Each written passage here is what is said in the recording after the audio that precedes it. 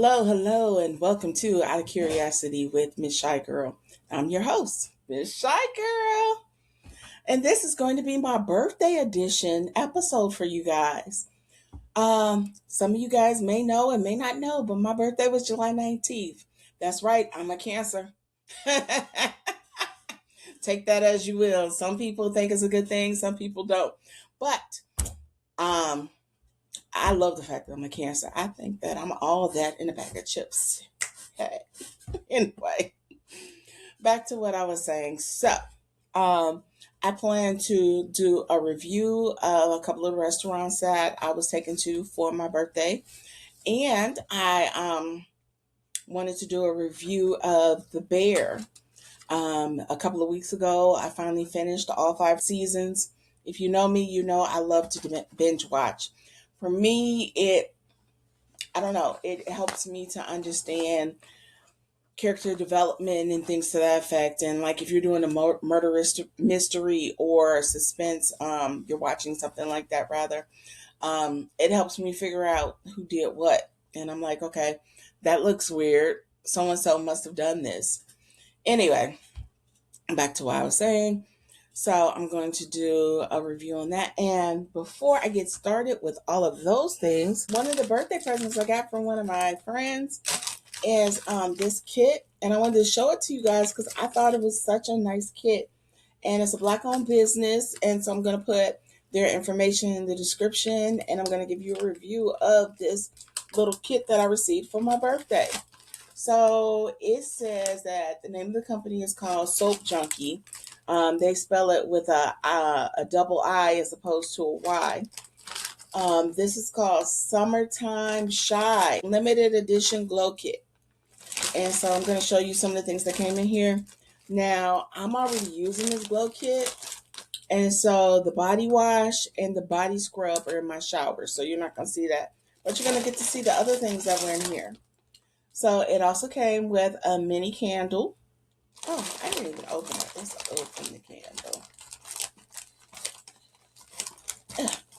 This is a candle. It looks like it might be soy. Let me see what it is. You see, I'm old. I'm trying to read this small writing. I can't tell if it's soy or not, but it looks like it might be a soy candle. Anyway, let me see.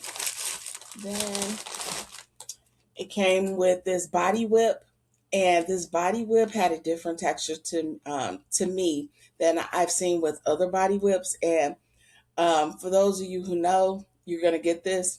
The consistency reminds me of Tussie. Do you guys remember Tussie from back in the day? That's what this reminds me of. Now, mind you, this isn't a deodorant. This is a body whip. But I kind of like that. And it also came with a body oil. See here? You see I've used some of it. And then this was a surprise gift that came with it. It came with this eye mask as well as a little like note journal or journal with a pen. And it says, make today count. And so I really thought this was a nice little bundle. I'm not sure how much my friend paid for it, but like I said, it's a Chicago business too.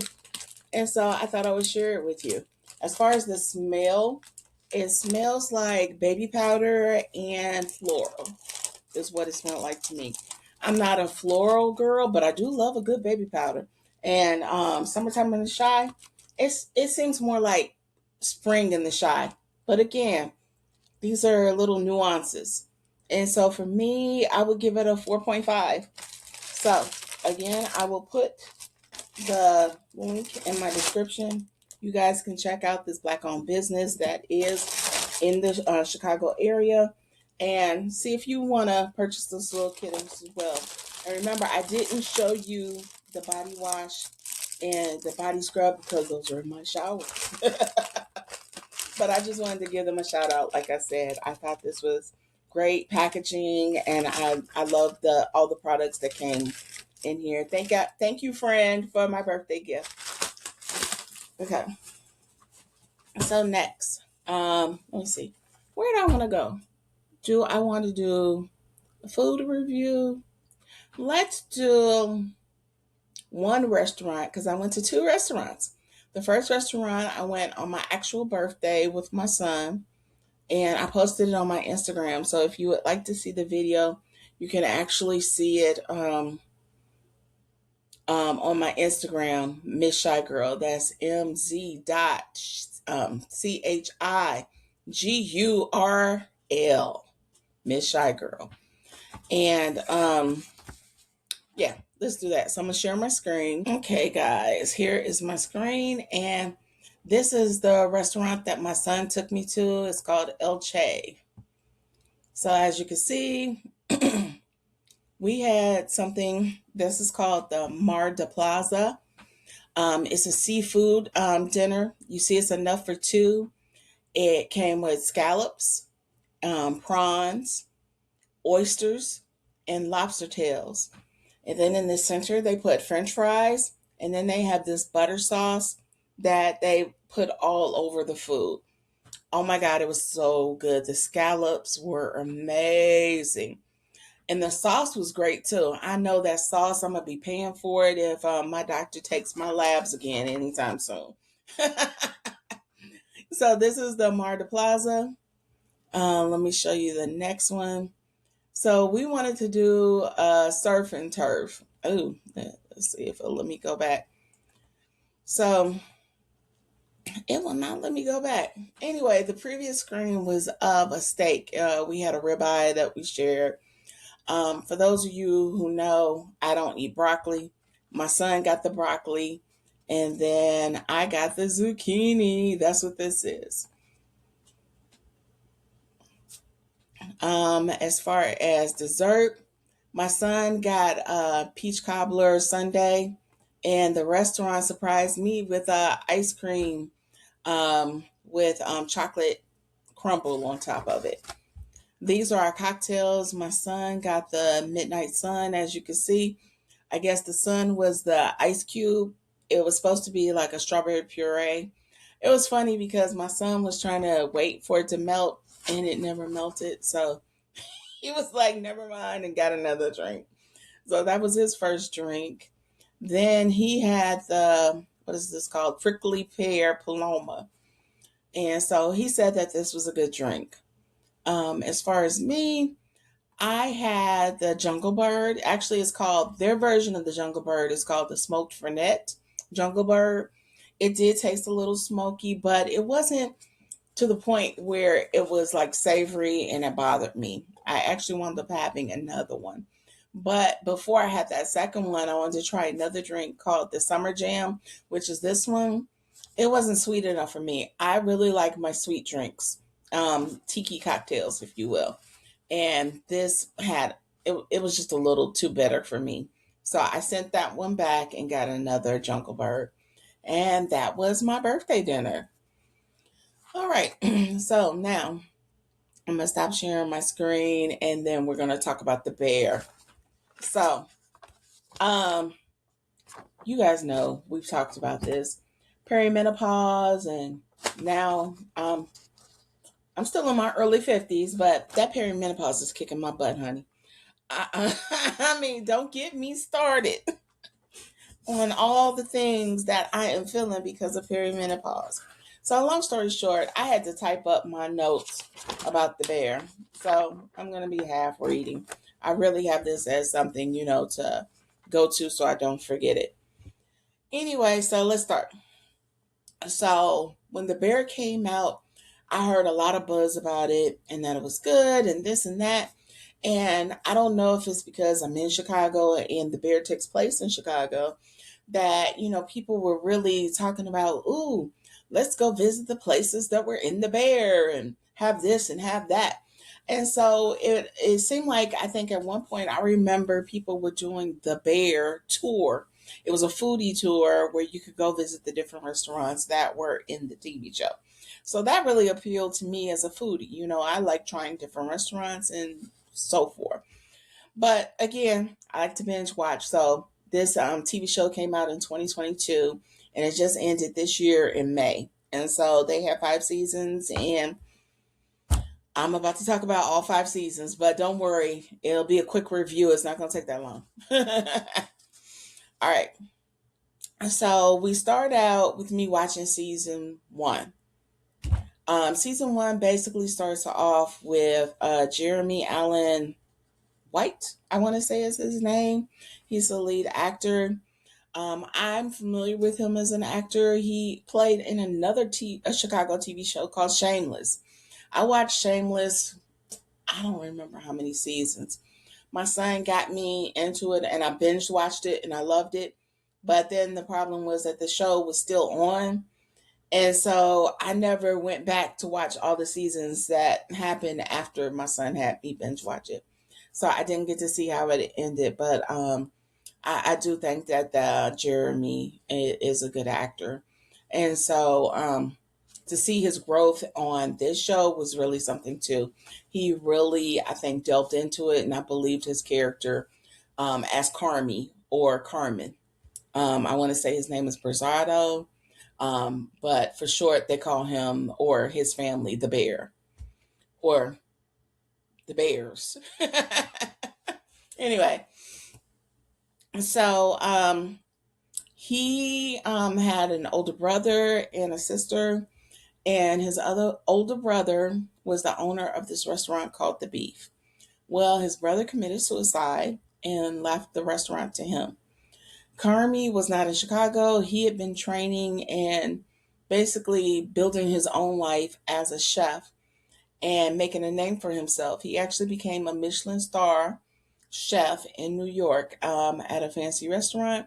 And when he got the news about his brother, he moved back home and basically, started running the restaurant.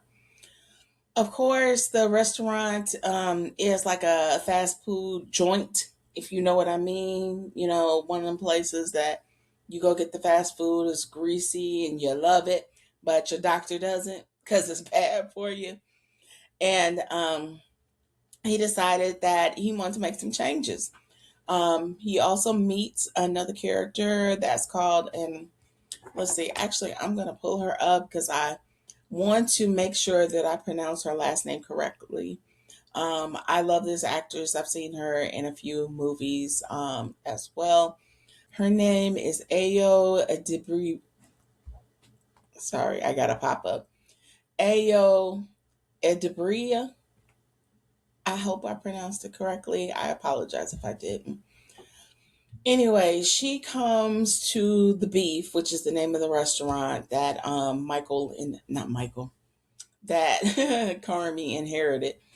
And she basically wants to work under the tutelage of Carmi because she happened to be in New York at one time. First of all, I think she was a culinary student at the time and she has since graduated.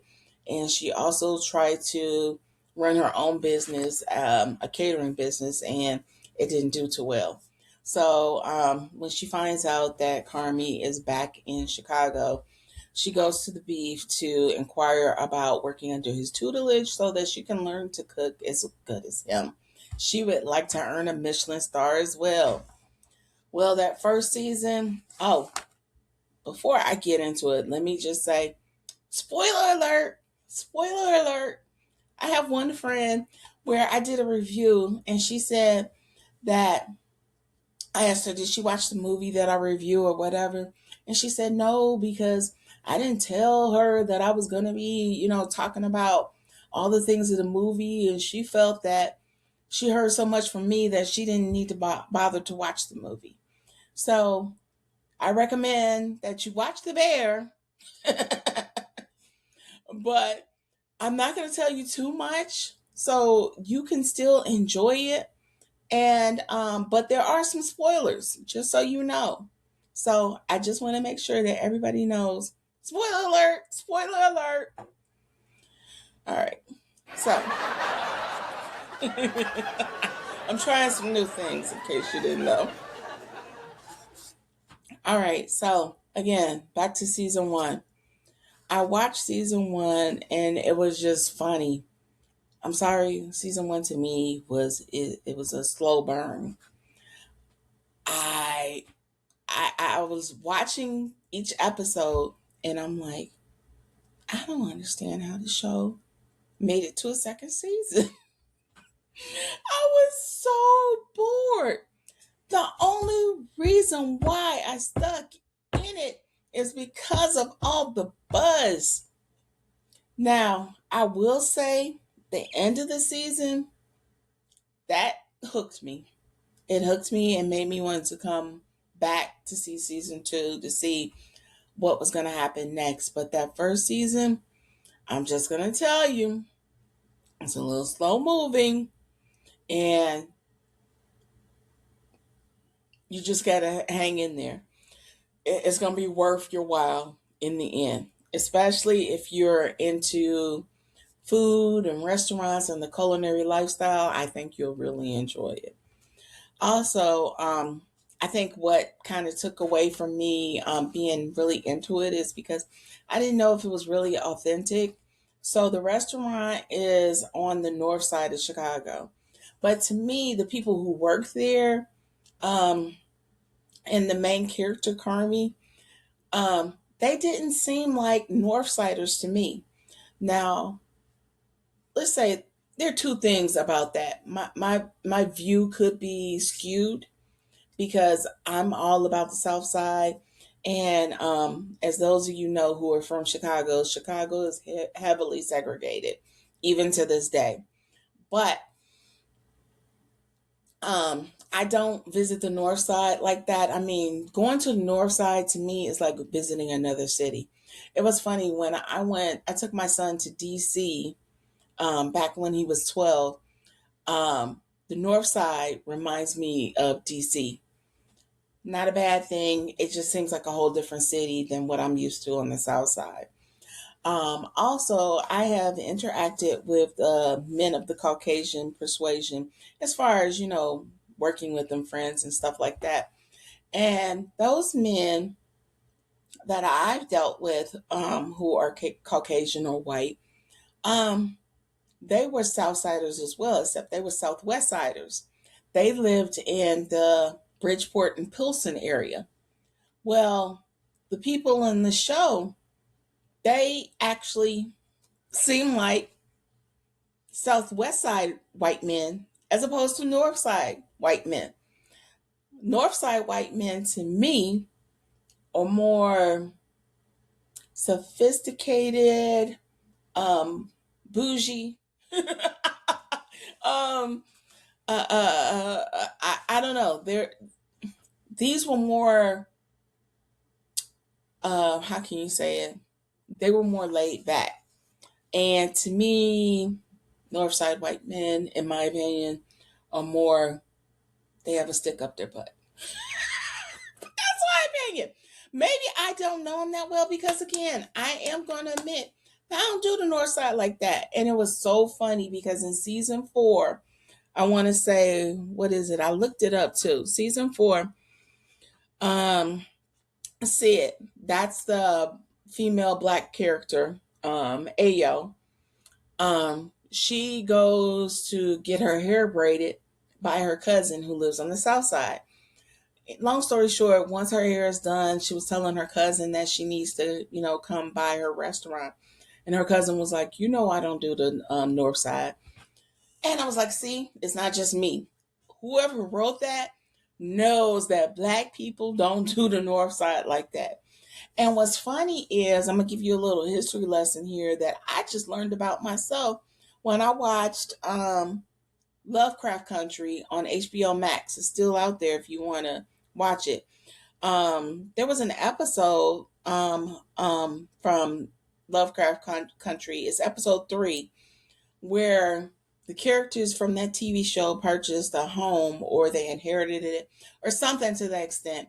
And so it was a white neighborhood and they wanted to turn it into a boarding house for, black people or whatever. And it's just funny that I didn't realize how much racism there was in Chicago on the north side in the 50s and 60s. Now, I grew up where my mother told me never to go to Bridgeport because this was in the 80s.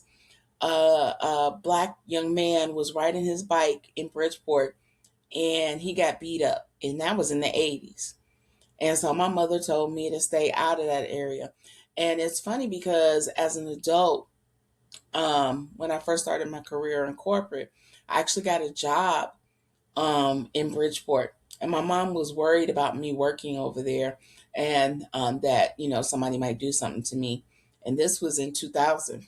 So I'm just saying that, I don't deal with the North Side, and there's a lot of racism behind, I think, blacks avoiding the North Side. But if you want to get a kind of good ideal of what black people in Chicago had to deal with on the North Side, again, another TV show that you could check out is Lovecraft Country, which was a good TV show, but it got canceled after one season.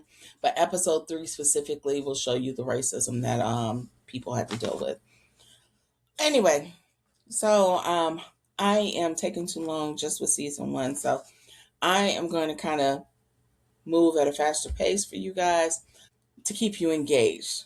I want to keep you engaged. So season 2 is where the show kind of clicked for me. There was a lot of character development and growth.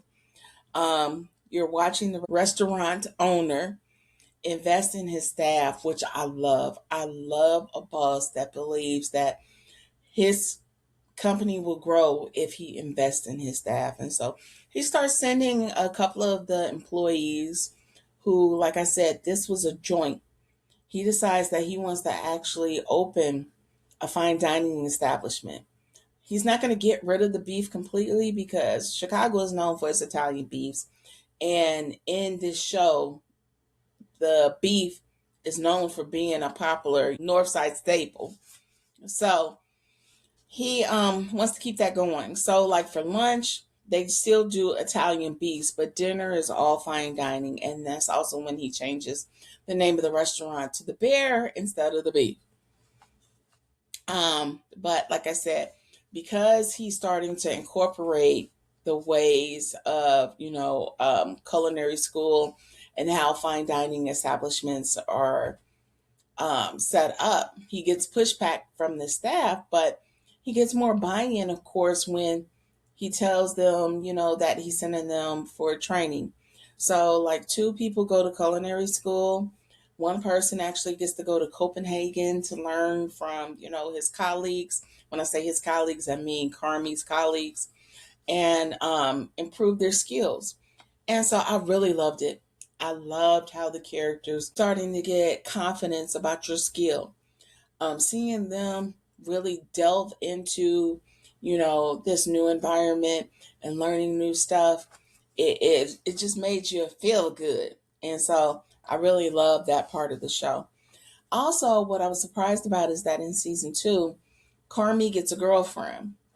Usually shows don't incorporate a girlfriend with the main character. Like if they don't have a girlfriend or spouse or whatever in season 1, they don't incorporate a girlfriend to season 3.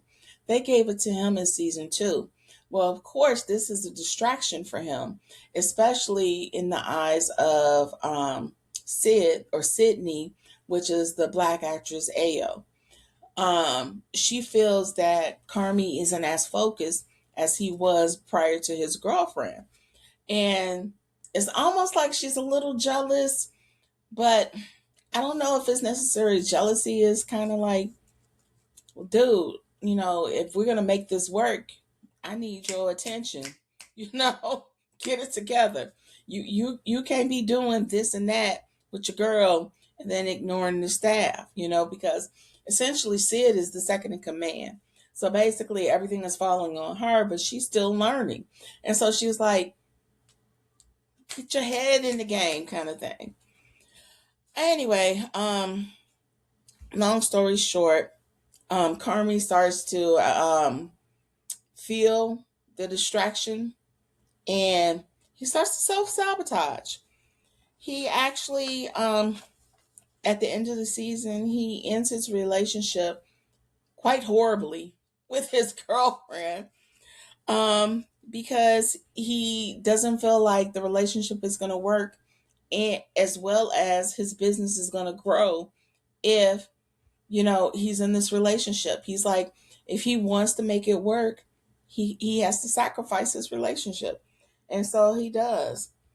And so I thought it was really a great take on, how sometimes people, aren't in relationships because they're too focused on the goal, being their career and so forth.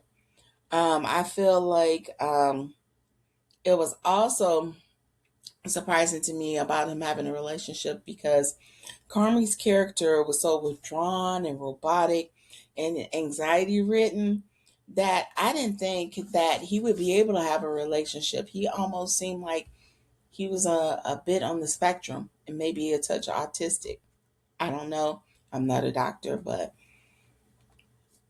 hey, um, it was like I said, I think a great season, especially when they did the Christmas episode called Fishes, and you were able to see the character background, if you will. Origin stories is another way of putting it, of his family and how they are the way they are.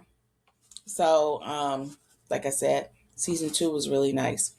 Season 3 delves further into running a successful restaurant because at this point, Carmi has, well, I want to say in season 2, he actually started this.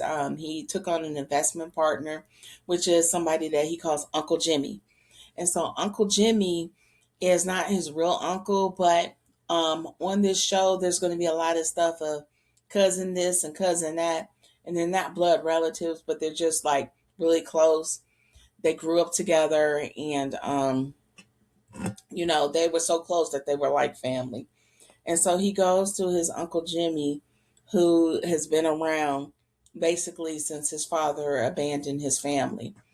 And Uncle Jimmy gives him the money to make the restaurant what he wants. But of course, Uncle Jimmy is like, you know, I gave money to your brother and the restaurant was still a dive. You got to start showing some growth, or I'm going to take the restaurant and close it down and sell it to the highest bidder type of thing. So it adds that dynamic to the restaurant. And that's funny too, because, they're still in the process of growing. And I loved, like I said, seeing the growth that they were putting into all of the characters. And so season 3, you still have some pushback from some people who just don't want to change, they're stuck in their ways and they don't see the light at the end of the tunnel, whereas other people buy in sooner than others. So fast forward, it takes a while, but the staff starts to see that they could really do something spectacular with this restaurant and explore the their creativity and their passion in restaurants, or I don't know what you call it, as a chef or whatever. And they start to make changes. And so it's really great. But what eventually happens, and so this is now season 4, is this season gave me hope. The restaurant was actually starting to make it. And Sydney then gets offered a position from a competitor restaurant, because one of the restaurants that they actually mention in the show is a restaurant called Ever. And Ever is like the perfect restaurant that you will ever go to. They cater to all your needs. They make sure they know everything about you so that they can build the best experience for you. And actually, I will say, El Che was a little bit like this. When I was at El Che, they didn't deliver quite the service that the Bearer and Ever did, but they were almost at that level. And I was like, oh, so this really does happen. They really do this. They were really into like, do you have any allergies? Is it a special occasion? Is it this? Is it that? And they made it special for you. And I really appreciated that. And you also see that, like I said, in season 4. But like I said, the bad thing about it was, is the band going to get back together or stay together, or are we going to break up? So season 4 was almost like the band was not going to get together, and that, like they do with singing groups, they eventually break up. And so you worry about whether or not this is going to happen or not for most of the season, because Sid has to decide, is she going to stick it out with the bear and help to make it as successful as she knows it can be, or should she go and do her own thing because she's tired of Carmi? So I will say this is funny. Carmi, like I said, I think he's a little bit on the spectrum, and so he doesn't know how to really communicate well with his staff. He's all about yelling, anxiety, and just the chaos of it all. And some people can't take that. And Sydney is one of those people who can't take that. Actually, I am Sydney. I had a boss who was like that. I had a boss who used to yell, and it actually caused me to kind of have a mini like nervous breakdown, because the way this man spoke to me, I don't know, it just did something to me where I couldn't handle it. And that's exactly what happened with Sid. And so she's contemplating whether or not to stay with the group who she loves so much, which I again can relate to with my situation at my job. I loved my coworkers, but it was like sometimes I was like, it's too much. I can't deal with. I used to call my boss the yeller. No, I didn't used to. I still call him the yeller. My family knows him as the yeller. Anyway, so do I stick with the yeller, or should I try and do something else? And one of the people who wound up doing really great from the experience with Carmi is a character named Marcus. He's another black character. So there's only 2 black characters in the show, just so you know. And he is actually the pastry chef. He was the person who wound up going to Copenhagen to learn to improve his craft as a pastry chef and be more creative. And that really helped him, especially considering he was like I am now and caring for his elderly mother, who was actually bedridden. My mother's not bedridden, but his mother was. He's taking care of his mother and he works. That's pretty much his life. He tried to ignite a relationship with Sid. It didn't happen. So he just focused on his job. And the payoff was, by the end of season 4, he was named the Food and Wine Next Rising Star. And I felt proud. I was so proud. Like, he was my coworker. Like, oh, I can't believe that Marcus did it. Yay! Yay! I was so happy for Marcus. But yeah, you would have thought that that was my coworker. I'm sorry.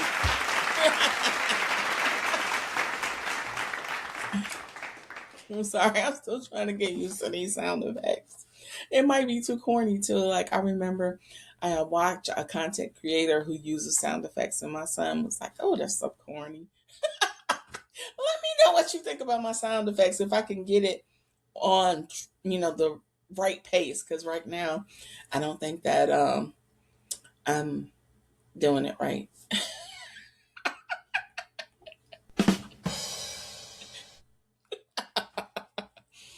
Okay, back to season 4.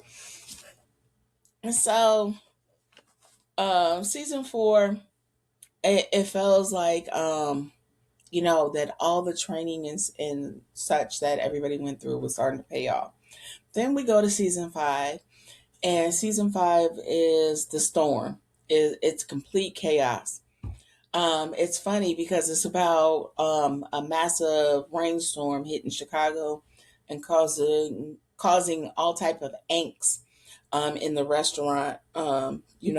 During the storm, stuff flooding, pipes bursting, flood damage to uniforms, just all type of stuff.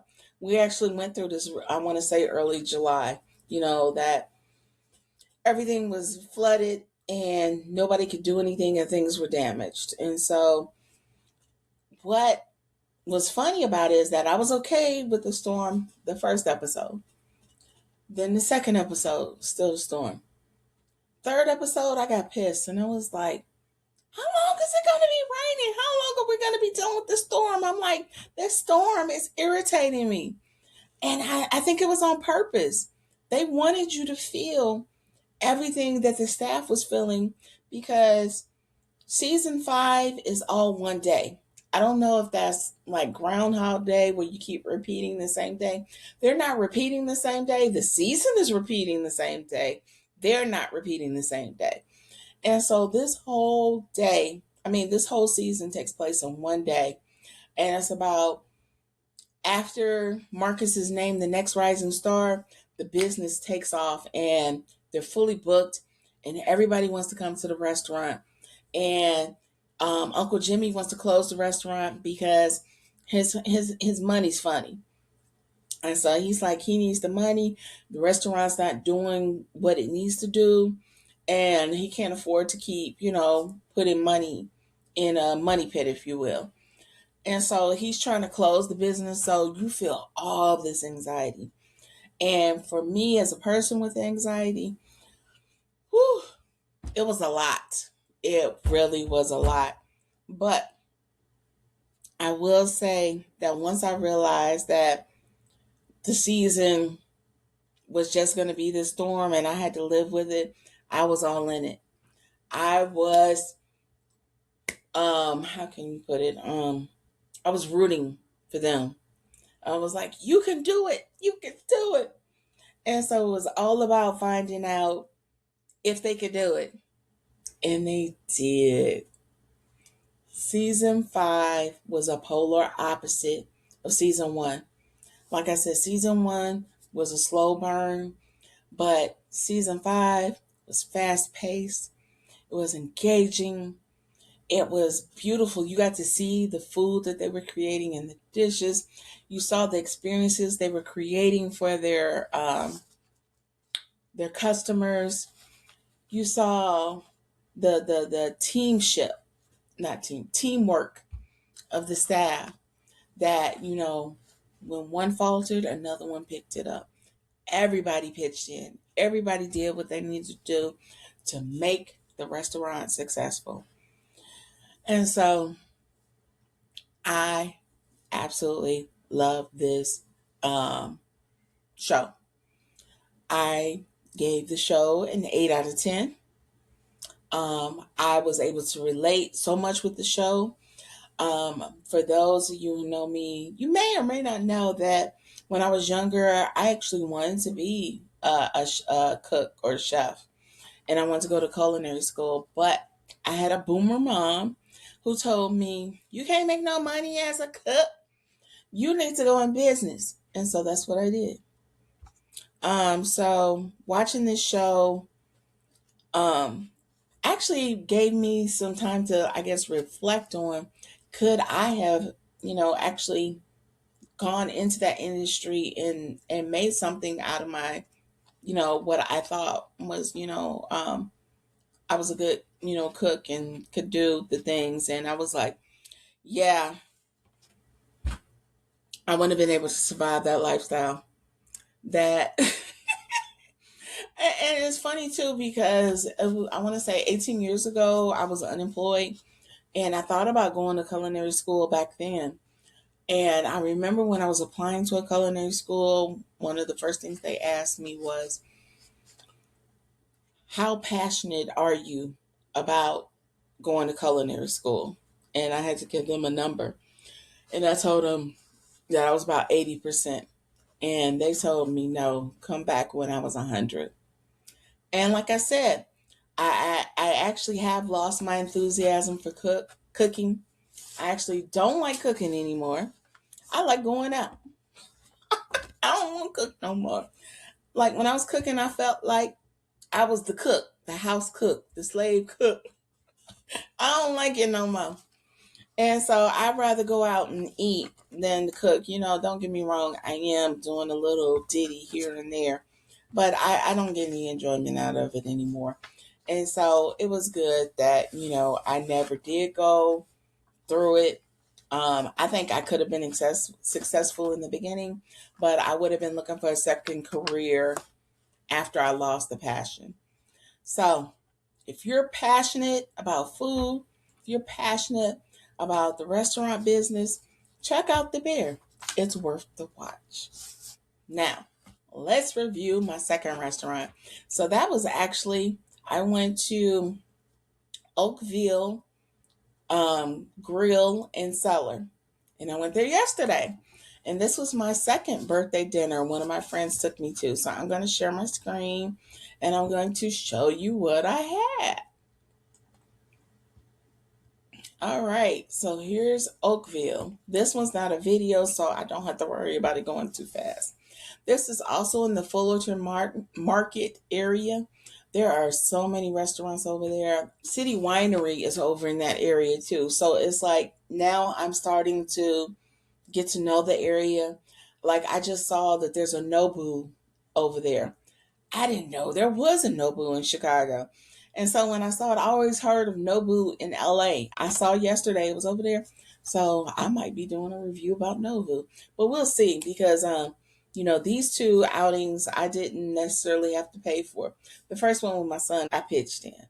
But this one at Oakville I didn't have to pay for. But Nobu might be out of my budget. I am unemployed. So this is the first thing that I had. I actually was at the Oakville last year. Last year they had an event that was called Southern California, sorry, wine tasting, and so they were doing basically crudité, charcuterie boards, and wine tasting. I'm not really a wine person. I only like certain wines, which are like the sweeter ones. I have learned which ones are the ones that I like. I'll do, of course, a Moscato, a Riesling, and these are considered dessert wines. I also will do, I'm going to butcher this, a German Weichger. I'll do a Shiraz. I'll do those type of drinks that are on the sweeter side. And, of course, an Aperol Spritz, which is what you see me drinking here. But Aperol Spritz can sometimes be better. Sometimes it can be good. It just depends on the person who made the drink. So I wasn't feeling that. So the second time, of course, I went to the bartender. Can you make me a Mai Tai? No, they can't make me a Mai Tai. So then I remembered that I had the Jungle Bird. So I said, can you make me a Jungle Bird? And so they said yes. And so this was their version of the Jungle Bird. So it wasn't quite like the Jungle Bird that I had at Elche, but it was decent enough where I had more than one. And then for me, I ordered the double. Oh, wait, I just realized that. Wait, is my description not up here? I had a whole description of what I had, and I don't see it here. But anyway, I'm going to have to add it back. This is a double pork chop, I think is what it was called. Sitting on a bed of truffle cream corn. And then for my friend who took me, she had the dang. I'm mad. I'm gonna have to look it up what she had because I honestly I am so mad. I'm so used to seeing my post on there and to see that it doesn't say what everything is really ticks me off. So I can't tell you what I had. Give me 1 second. Let me do an edit real quick so I could tell the people what we had. So, also, I don't have a picture of it, but I started things off with a fresh sourdough bread, and I got the whipped goat cheese with a drizzle of honey. Oh my God, it was so good. And I had that with the Aperol Spritz. Then, when we got to the main course, I had the double cut bone in pork chop with a maple brine and truffled cream corn. And my friend had a full seafood elegance with the Malfadine Lomon. It was wood grilled shrimp, lemon, argamante, and basil is what it is. Then on the side, here we have crispy Brussels sprouts, and then mashed potatoes. And then at the end, the restaurant knew it was my birthday, and they brought me these little cream puffs. I don't know what they were filled with, but it was a tasty bite. I'm sorry. I'm trying to read what I had down here, but anyway. So, yes, it was a great evening, and this is how I celebrated my birthday, guys. So, tell me what you think about the food that I had in the restaurants that I went to. Do you think you would go? I will say that they are on the pricey side, but at least El Che was worth it. Um, I hate to do this to Oakwood. I'm not going to post that it was bad, but I didn't like it that much. I didn't like it. I'm sorry.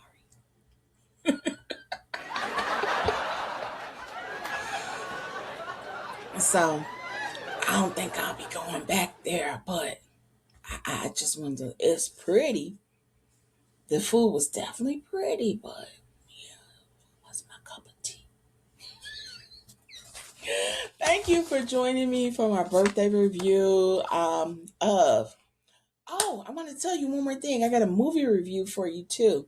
So this is gonna be real quick. After I finished The Bear, I was looking at TV, and I was on Netflix, and I saw that they had the movie Chef on.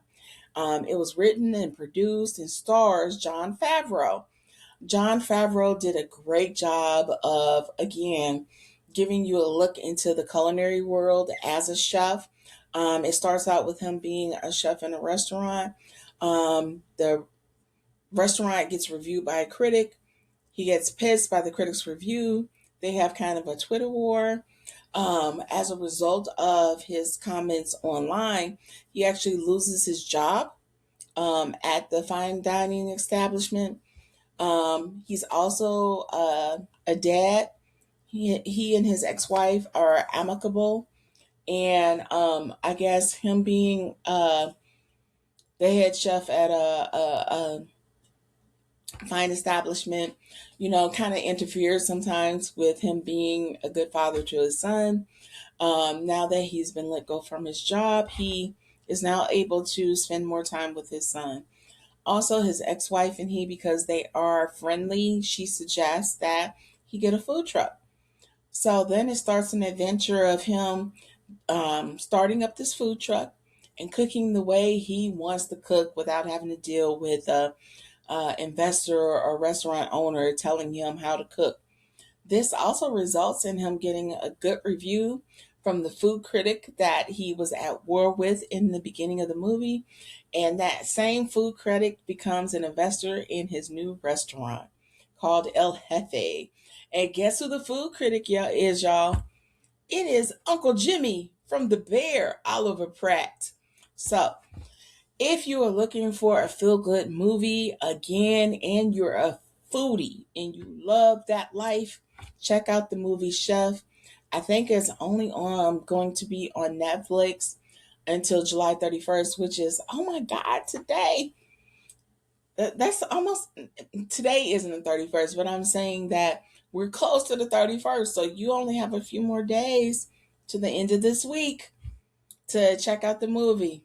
I hope you enjoyed again my review, and thank you for watching and subscribing to my channel.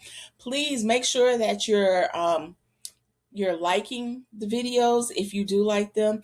And I love that you guys are starting to actually engage and leave comments. Continue with that. Side note, I know that somebody, or actually a couple of people, have told me about having issues with leaving comments. I'm wondering if you're not signed into YouTube. Sometimes, you guys aren't getting notifications. So I've been sending videos directly to those of you who I know, and you're probably just clicking on the link, but you're not necessarily signed into YouTube. So you have to sign into YouTube before you can leave a comment. So make sure you sign into YouTube when you're trying to make a comment.